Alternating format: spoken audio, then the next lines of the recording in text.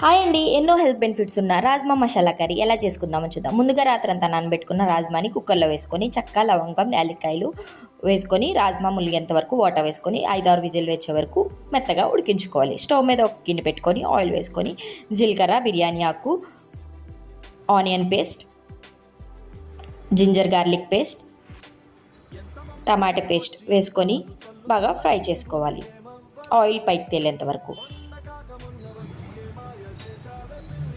అందులో ఉప్పు, కారం, ధనియా పౌడర్, జీరా పౌడర్, గరం మసాలా పౌడర్, పసుపు వేసుకొని ఫ్రై చేసుకోవాలి.